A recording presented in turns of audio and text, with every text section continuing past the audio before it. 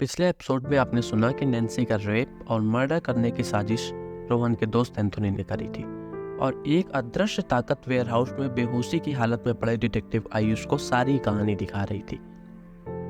यह पार्ट इस सीरीज का आखिरी पार्ट होगा। आज राज खुलेगा असली कातिल का और मंडे से हम लोग फिर एक नई रूह कपा देने वाली हॉरर स्टोरी लेकर आने वाले हैं। इसलिए सभी लोग हमारे चैनल को सब्सक्राइब कर नोटिफिकेशन बेल को प्रेस कर लीजिए, जिससे आगे आने वाली न्यू हॉरर स्टोरीज का नोटिफिकेशन आप सब तक पहुंच सके। तो चलिए सुनते हैं इस कहानी का आखिरी एपिसोड। वेयर हाउस में बेहोश पड़े आयुष को अब धीरे धीरे होश आने लगा था। अचानक से वह उठकर बैठ गया और सोचने लगा, क्या नैन्सी की आत्मा मुझे सारी सच्चाई बता रही है? फिर उसका ध्यान नीचे गिरी फोटो पर गया जो फाइल निकालते वक्त अचानक जमीन पर गिरकर टूट गई थी। उसमें एंथोनी और उसके 4 दोस्त राकेश, पॉल, सौरभ और रमेश की साथ में पिक्चर थी। अब आयुष को क्लियर हो गया कि बेहोशी की हालत में उसने जो कुछ भी देखा वह सब कुछ सच था। लेकिन नैन्सी की आत्मा मुझे यह सब क्यों बता रही थी?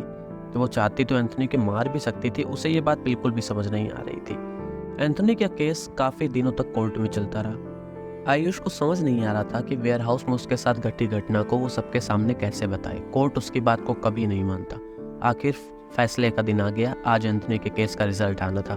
सभी लोग अपनी अपनी सांसें रोककर फैसले का इंतजार कर रहे थे। जज ने फैसला सुनाते हुए बोला, एंथोनी ने अपने सारे गुनाह कबूल कर लिए और चारों कत्ल एंथोनी ने सोच समझकर सारी प्लानिंग के साथ करे हैं। इसलिए यह कोर्ट एंथोनी को मौत की सजा सुनाती है। कुछ देर बाद एंथोनी जेल के अंदर बैठा हुआ था और उसके सामने डिटेक्टिव आयुष बैठा हुआ था। डिटेक्टिव आयुष ने एंथोनी से पूछा, अब सच बताओ, तुमने उन चारों को क्यों मारा? मुझे सब पता है, लेकिन मैं तुमसे सुनना चाहता हूँ। एंथोनी ने हैरानी से उसकी तरफ देखा और बोला, क्या सच? मैं सारा सच आपको पहले ही बता चुका हूँ। आयुष ने उसे बताया कि तुम उन चारों रेपिस्ट के दोस्त थे।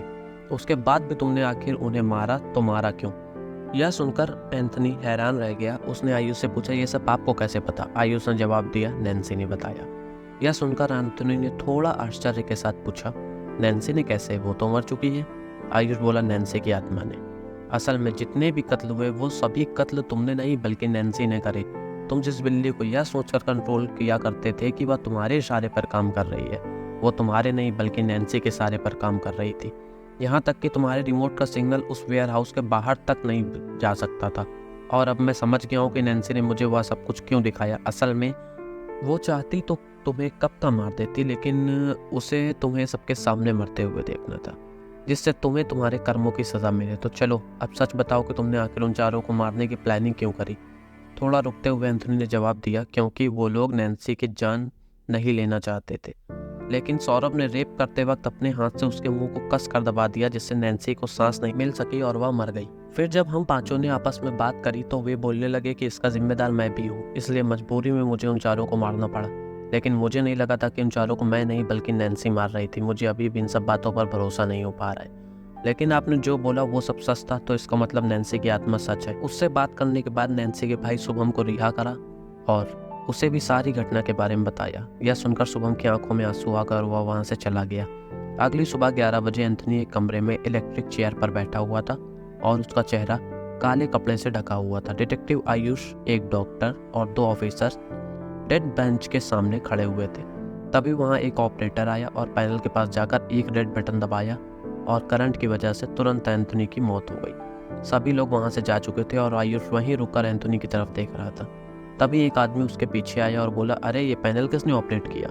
आयुष हैरानी से उसे देखने लगा और बोला, अभी तुमने ही तो किया था। उस आदमी ने जवाब दिया, क्या सर आप भी मजाक करते हैं? अभी तो मैं यहाँ आया हूँ। यह सुनकर आयुष हैरान रह गया।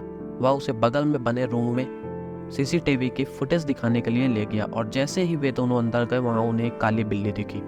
धीरे धीरे उस बिल्ली ने एक सड़े हुए शरीर का आकार ले लिया और फिर देखते ही देखते वह खूबसूरत लड़की में बदल गई। यह सब देखकर आयुष और उस आदमी का शरीर डर की वजह से ठंडा पड़ गया। वो लड़की कोई और नहीं बल्कि नैन्सी थी। उसकी आंखों में खुशी के आंसू थे, जैसे उसने अपना आखिर बचा काम पूरा किया हो। और फिर देखते ही देखते वह वहां से गायब हो गई। उसकी आत्मा को अब शांति मिल चुकी थी। तो आखिरकार नैन्सी ने अपना बदला पूरा किया और 5 गुनहगार को उसने अपने हाथों से ही मारा। इसी के साथ ये स्टोरी यहीं खत्म होती है और हमारे साथ जुड़े रहने के लिए आप सभी का बहुत बहुत शुक्रिया। मिलते हैं मंडे को एक नई रूह कपा देने वाली हॉरर सीरीज के साथ। कमेंट में बताएं कि ये कहानी आप सबको कैसे लगी और हाँ, हमारे चैनल को सब्सक्राइब करना ना भूलें और इस कहानी का फर्स्ट एपिसोड सुनने के लिए हमारे चैनल पर जाएं और द हॉन्टेड स्टोरी नाम की प्लेलिस्ट पर क्लिक करें।